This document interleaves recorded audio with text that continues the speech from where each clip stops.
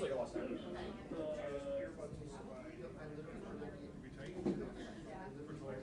Yeah, I just moved to the mall. Because these guys start at 30. It's giving more than half an hour for sure. Yeah. Because everybody's going to talk.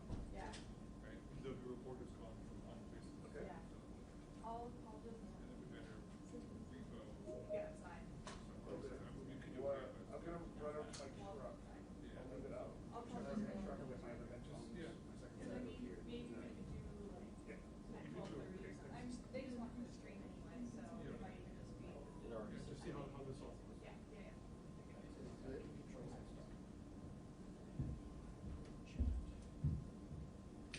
Okay. That is close to the window. I will. Yep. And just for you guys were, so with the MSTU's I know, snowball I know, right there, I know. and you guys can ask questions, actually does pick up as well. Oh, yeah. So, as long as we talk about the water. So you get, they're all up there anyway, so. Yeah, You should pick up the reporter. That's like sitting right by the window. Some people have quieter voices than you. Yeah, some are quieter than others. Okay. He was looking at you from said. Yeah, I'm gonna give you two channels. And camera, okay. Right channel will be Bernina. Yes. Correct. Okay. I'm gonna go into Unity right now. Control one? Okay. Okay, hang on for control one. Thanks. Bye-bye.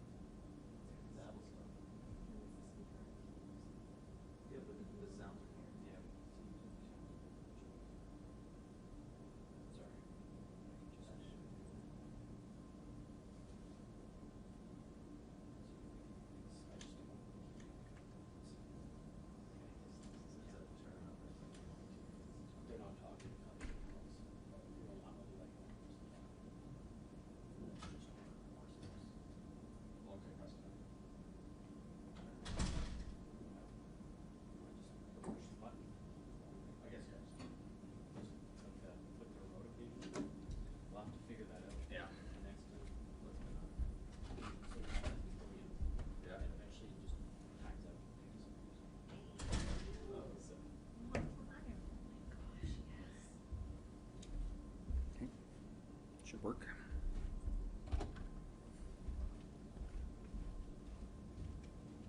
Yeah, that's definitely not ideal. No, it goes into. They kept it up, so I'll have to ask how they do it at PRTC, they kept it up all the way. Probably some settings. Probably have to dive into the settings somehow. Yeah, we can do that. It's just new toys, so we have to learn how to It use it. sucks because tech stuff, as soon as you get new stuff, you gotta figure out what all the quirks are. Yeah, it's one of the quirks we figured out. Yeah, and everything's manual. No, it cut, yeah, it's fun manual. Literally listen. Thanks.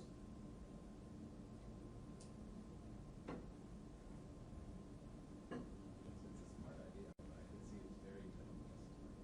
Yeah. You know. But that's all.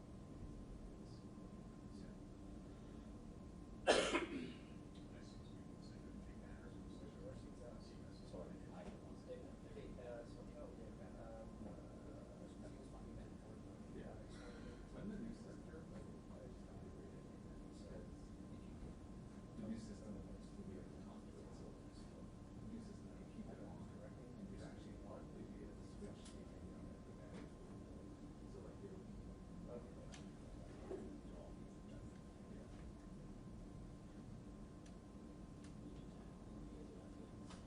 Trains all have to. After you guys figure it out.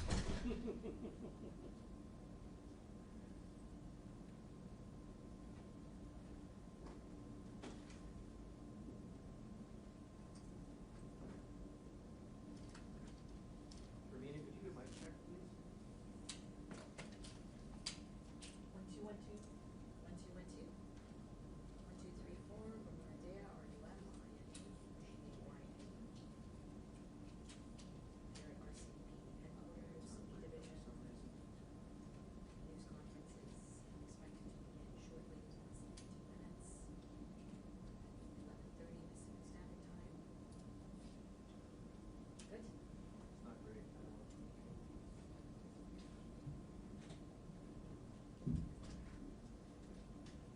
Battery? I can put print on that.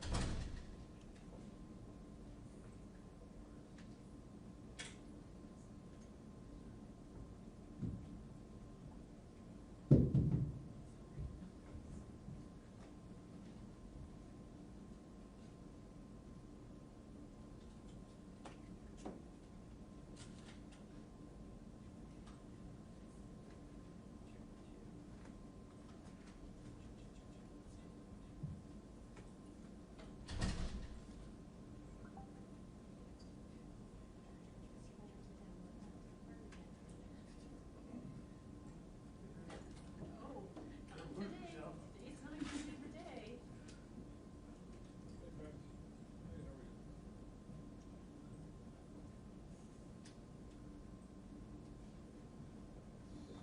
I think somehow it works fine out here, we just have to figure out what's. That's not good. Can we switch to a lab? Well, I've got my lab on channel 1 right now, that's my channel 2, so,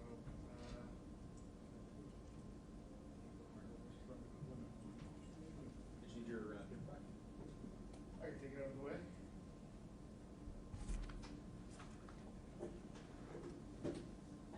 Yeah, we got you. My press release from last year. Oh, No, they're still being used. Go ahead, Steven. No, I can hear the director, I just don't know if they can hear me. And I need to know if they want me to shoot the screen too. Screen, the screen's not gonna have anything on it other than the French speaker. If we need French, if we have French questions.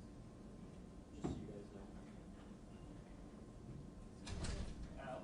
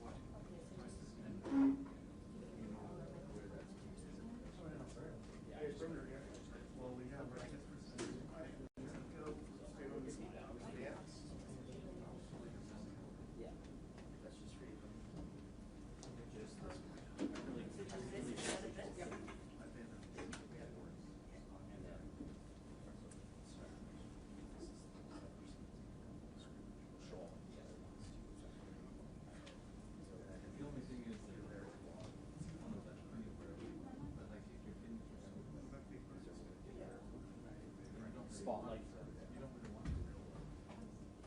So yeah, I would spotlight from everyone. But then people would, that's the reason, Yeah. no people want to see it. Just the French speaking. Can you count to 10? So, but then other than that. One, yeah, two, three, four. Oh, yeah, always yeah, that's all. Then I'll spotlight just. Sit in front of the camera. Yeah. Okay. Other than that, it will just be, I'll spotlight. So I'll spotlight myself. When it starts, if they have a French question, spotlight. So I'm just pinning him so I can see him. Spotlight. Yeah, I will. I'll Fix let it you outside, know. I'll share. It's all going live, so they, it's a 2-minute warning. I will do what I can. Just want to check outside. I know we're not up yet, but. No. Set. I can see if they're milling around. Just.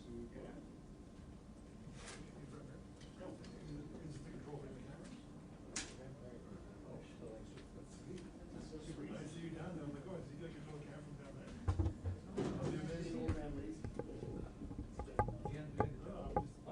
More talking about sexy sector. Well, you know, the Sony's do.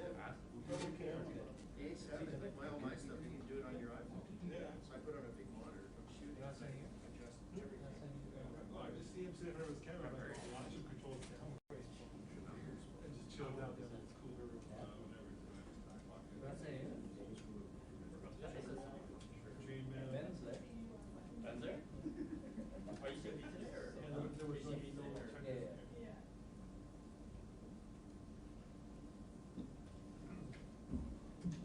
Al. Al, you're Al.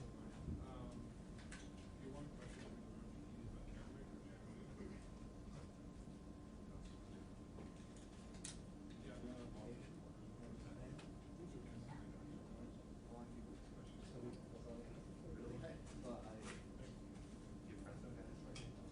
Oh, yeah.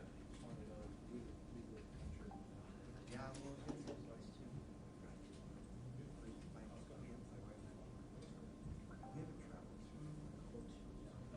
They were on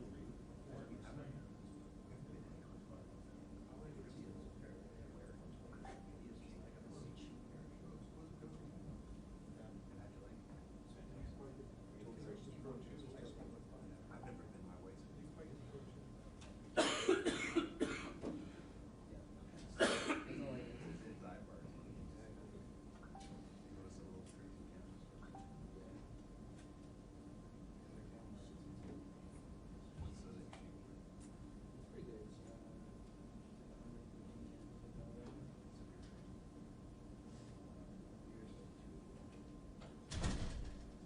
And not that it really matters, but who's going live, just so I can get that. We're all on. So that's what I kind of figured here. I'm going national, Toronto. Is it? Local. Double check that. It's an island, so they got it. Yeah. Great weather. Sunny days.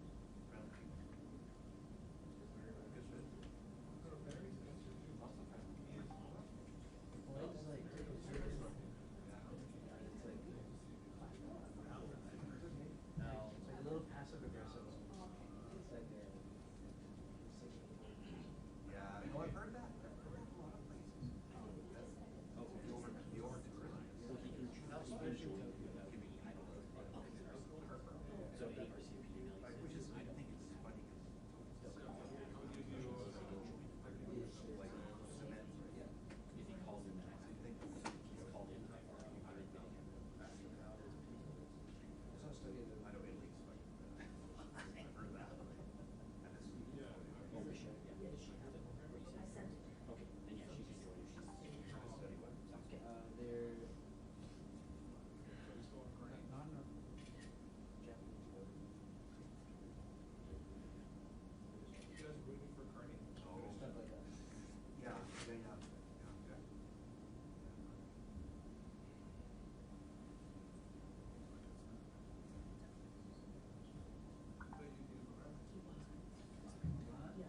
Can you put him on that?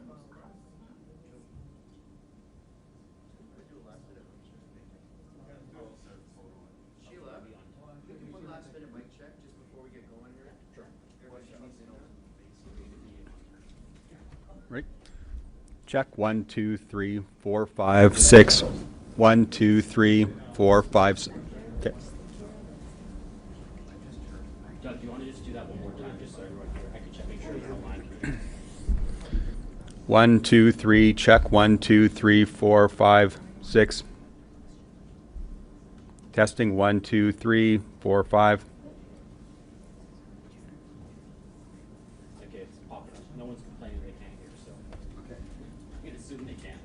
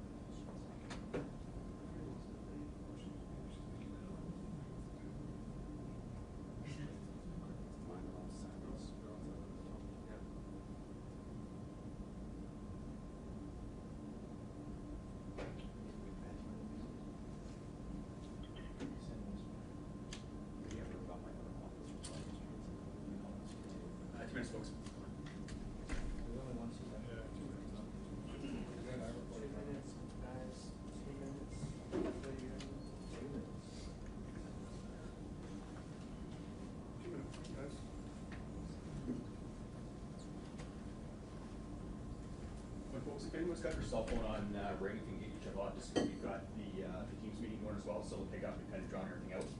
So put it on silent, if at all possible. Thank you. They're gonna need to give it to you.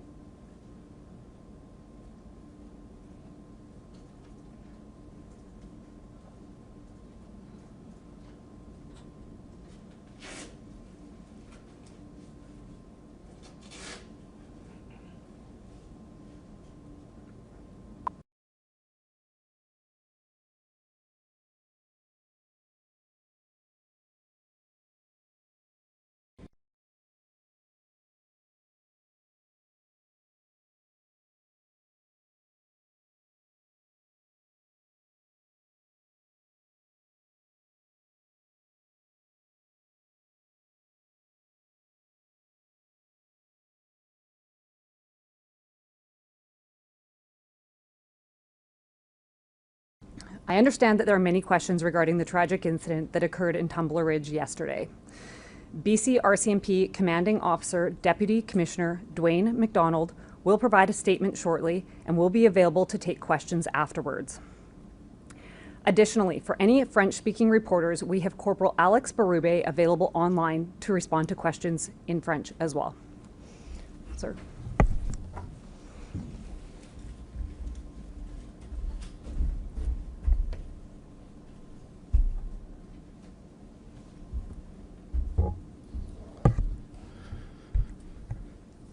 Good afternoon, good morning, everybody. Thank you for coming. And I recognize the significant interest not only the media but the public have in this event, so I will endeavor to do my best to inform you as up to date as possible and to provide some information moving forward about how we will manage our communications. I'll just start with a review of the incident from yesterday. So on February 10th at approximately 1:20 p.m. Pacific Standard Time at Tumblers Ridge, RCMP received a report of an active shooter at Tumblers Ridge Secondary School. A police-initiated public alert, PIPA, was issued as officers responded. Police from Tumblers Ridge RCMP and surrounding detachments responded immediately, with members from the local detachment arriving within 2 minutes of the initial call. Upon arrival, there was active gunfire, and as officers approached the school, rounds were fired in their direction. Officers entered the school to locate the threat. Within minutes, an individual confirmed to be the shooter was located deceased with what appeared to be a self-inflicted gunshot wound. The suspect has been identified as 18-year-old Jesse Van Rootselaar, who is a resident of Tumblers Ridge.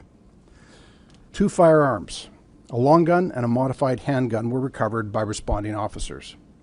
Determining the origin of these firearms and what role they played in the shootings remains a significant part of the active and ongoing investigation. Multiple victims were located throughout the school, along with approximately 25 individuals with possible injuries. Once it was determined to be safe, officers evacuated over 100 students and faculty to a local community center, while police continued to assess whether any ongoing threats remained. Those with potential injuries were transported to the local medical clinic for triage and assessment, and 2 victims with significant injuries were transported to hospital via air ambulance. Following a medical assessment of the individuals, no discernible physical injuries were identified for those that remained at the scene. I'd like to correct some information that was shared yesterday and to clarify that 9 people in total are deceased as a result of this incident. Initially, it was believed that one of the victims, a female with significant injuries, who was transported from the scene by our members and then transitioned to paramedics, had succumbed to her injuries. Police have since confirmed that is not the case. She is alive and was one of the 2 female victims that were airlifted to hospital. Both of those victims remain in serious condition. The deceased victims from the school include an adult female educator, 3 female students, and 2 male students between the ages of 13 and 17. Two additional victims, an adult female and a male youth, were located deceased in the local residence. The BC Major Crime Unit has assumed conduct of the investigation and is working to determine the full circumstances surrounding this tragic incident. There's been much speculation within the community regarding the relationship between the shooter and some of the victims. All of that remains part of the active and ongoing investigation. We are not in a position to publicly confirm any specifics at this time. Additional resources have been deployed to Tumblers Ridge to support both the investigation and day-to-day policing operations, which continue with the assistance of our neighboring detachments. BC Emergency Health Services, the Tumblers Ridge Fire Department, the local medical center, the school district, the community center, and many others within the community have provided significant support throughout this response. Anyone in the community who does not need support, who does need support, is asked to go to the Tumblers Ridge Community Center at 340 Front Street. We understand the community has questions, and we understand they want to know the motive behind this tragic incident. We do believe the suspect acted alone, and there are currently no other outstanding suspects. Our investigators remain on scene, actively gathering information to determine the full circumstances of what transpired. This is a deeply distressing incident where 9 individuals have senselessly lost their lives. Our thoughts are with the families, the loved ones, the first responders in the greater Tumblers Ridge community, and all those impacted by this tragic incident. If you have questions, I'm prepared to take them at this time. Officer Romina Dea from Global News, could you please expand a little bit on the suspect? Was he known to police? Were there any red flags regarding his mental health? So a suspect is identified as an 18-year-old female by the name of Jessie. We have a history of police attendance at the family residence. Some of those calls were related to mental health issues. Could you spell the suspect's name, please? Yes. The first name is spelled Jesse. The surname is spelled capital VAN, then space, capital ROOTSELAAR. Were the 2 victims found at the residence where the suspect lived? Yes. And why can't you elaborate on the relationship between the victims and in that residence and the suspect? I can't elaborate on that. So it is believed the victims of that residence and the suspect are family members. Can you say what parent, sibling, what relationship that is? Yes, the female adult victim is the mother of the suspect, and the youth male is the brother of the suspect, or stepbrother. Can you expand, you talked about the history of mental health with this female suspect. Could you expand on that? I'll give you perhaps remaining some general comments on that. Police had attended that residence on multiple occasions over the past several years, dealing with concerns of mental health with respect to our suspect. I can say that on different occasions, the suspect was apprehended for assessment and follow-up. So apprehended under the Mental Health Act? Yes. Taken to hospital?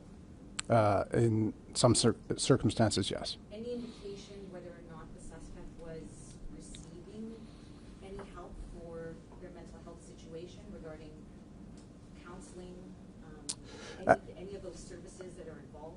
I don't have that information at this time if the suspect was currently receiving care. I don't have that information at this time. Any of the interactions with police, did any of them have to do with weapons? Yes. In particular? Yes. Could you expand on that, please? I will say that, again, I'm not trying to be too circumspect, but police have attended that residence in the past, approximately a couple of years ago, where firearms were seized under the criminal code. I can say that at a later point in time, the lawful owner of those firearms petitioned for those firearms to be returned, and they were. Were criminal charges laid in relation to those firearms? No. What Excuse me, firearm I- with FYI media, my question is, we've heard all around the world, reports coming out from different media, not local but world, and we've heard people from Tumbler Ridge, actually people that know the shooter, and they are all saying that this person is transgender. Why is the RCMP not speaking to this? Why are we hiding this from the public? Well, first off, thank you for your question. We're not hiding it. In fact, you're the first media to ask the question. I will say this. We identified the suspect as they chose to be identified in public and in social media. I can say that Jesse was born as a biological male who approximately, the information that I have, approximately 6 years ago began to transition to female and identified as female both socially and publicly. Unfortunately, we've heard a lot of transgender as mass shootings.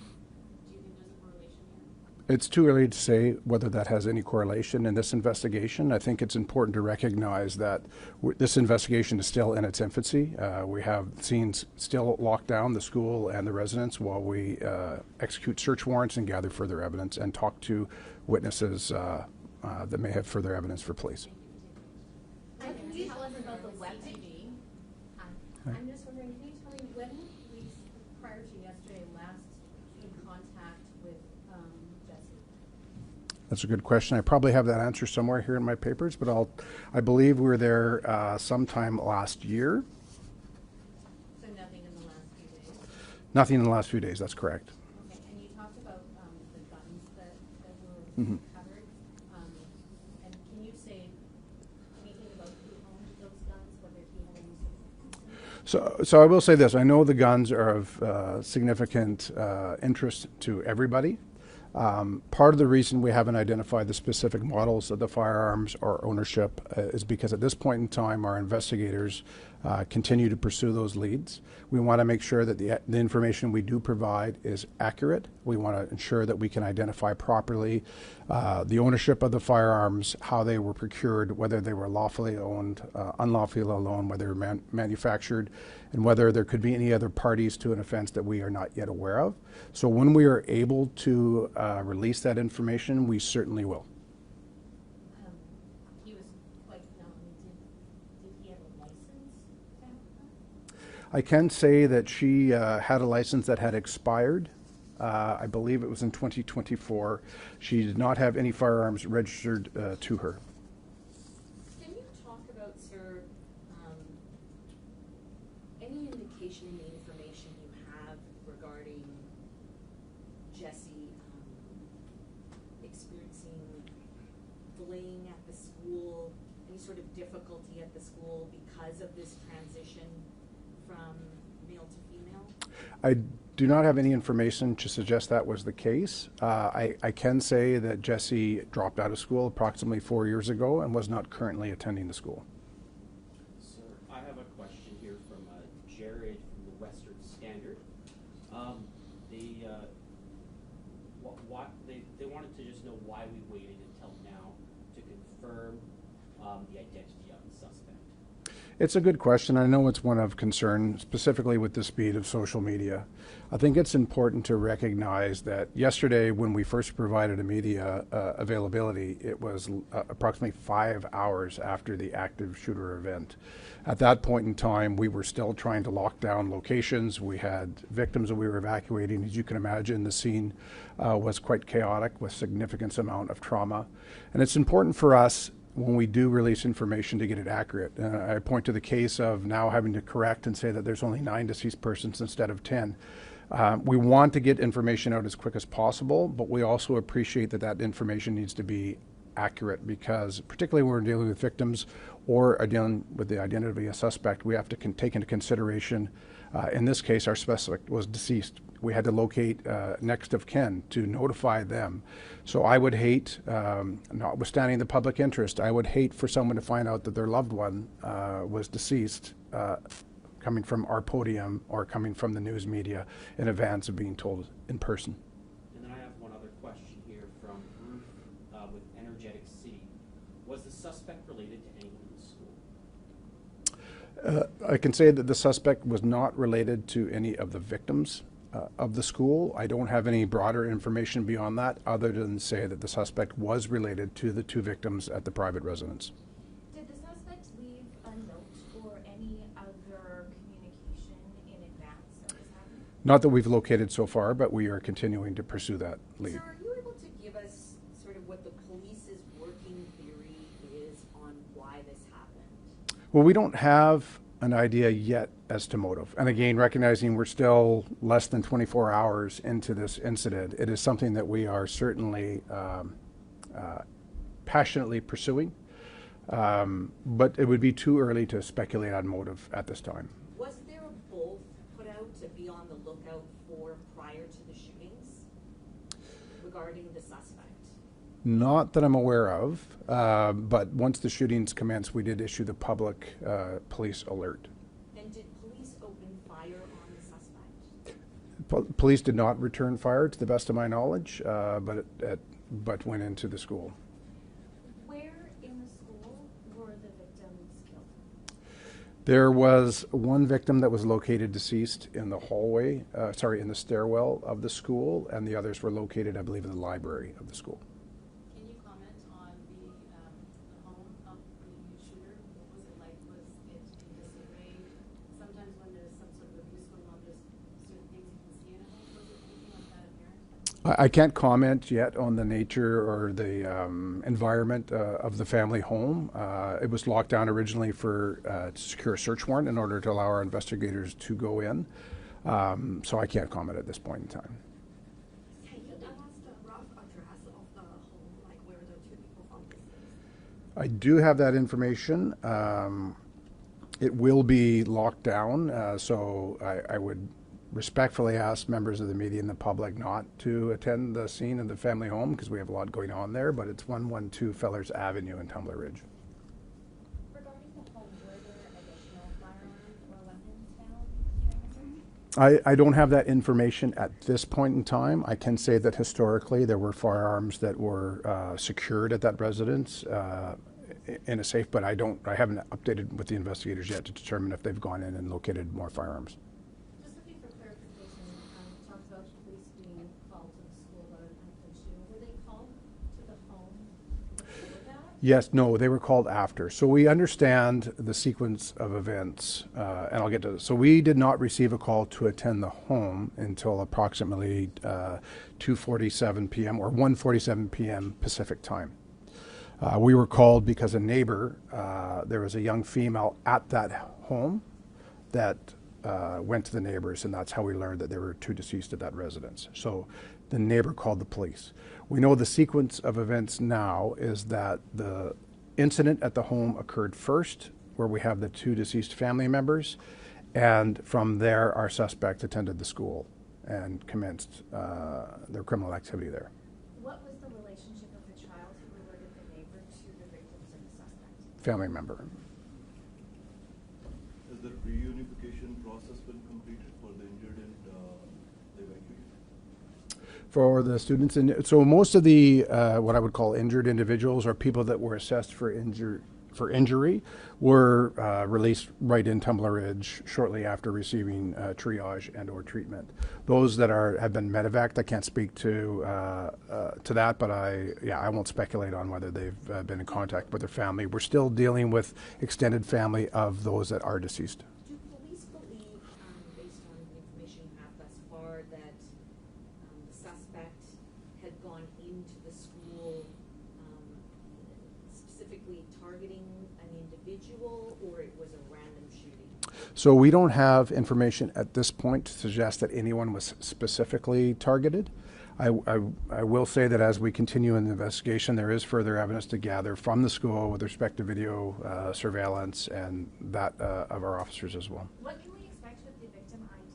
Will the RCMP be naming them, and what status are you at with Yeah. family notification? So we're currently ongoing with the family notification. I will say, as I mentioned before, that most of our victims are quite young. Most were born of the students, most were born 2013 and 2012. So as you can imagine, for family members, extended family members, friends of the family, et cetera, this is incredibly traumatic. And so we will deal with and work with the families and cooperate with them in terms of the release of the identities of the victims, photographs, and the like. I know we need to approach this with a trauma-informed practice. We don't want to create additional trauma for families that are dealing with probably the worst circumstances of their lives. So some victims may not be named officially, or that will be up to the families? That will be up to the families as they are minors. In terms of the 25 people who were injured, how many of them sustained gunshot wounds? So of the 25 surviving individuals, the two that are currently airlifted, the majority of the rest, there were not gunshot injuries. The reason they were all examined and triaged in first instance is there were a lot that presented with injury, blood, et cetera, that weren't actually injured, but we had to work through all that. So what kind of injuries were they? Was it like glass? I don't want to speculate. I don't have the exact details, but you can imagine in a chaotic situation where the students and faculty are barricading themselves in a room that any types of injuries could result. Were there any, you mentioned that there weren't any recent, no recent involvement with police and the suspect, but were there any calls, concerns by anyone in the public to police about the suspect in recent days, weeks, months? The most recent incidents I have are from spring of last year. So we've checked our police indices, their databases, et cetera. I don't have any information that there's been anything since then. And could you give us the context of the spring of last year? Similar to what I said before, the concerns regarding mental health, self-harm, those types of concerns. Okay, we'll take two final questions. Just to clarify that question on the injured, so was it 27 injured in total and 2 airlifted 25, or was it? So I don't mean to smile, but to clarify that, I'm going to say I'm not entirely certain, because we have injured from gunshot wounds, we have deceased, and then we have those that were triaged at scene. I'm going to say that the 25 that were triaged at scene are separate from those that were airlifted and those that are deceased. And sir, we just have one other question here regarding the victims. The ones that were airlifted, do we have any updates on their status at this point? Critical but stable. Thank you, sir. Thank you, everyone.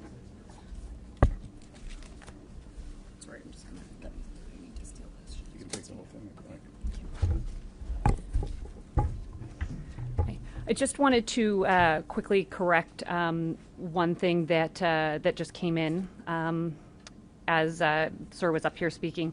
So for the deceased victims, the school included a 39-year-old female educator, 3 12-year-old female students, 2 male students ages 12 and 13, and then the 2 additional victims were a 39-year-old female and an 11-year-old male that were located deceased at the local residence.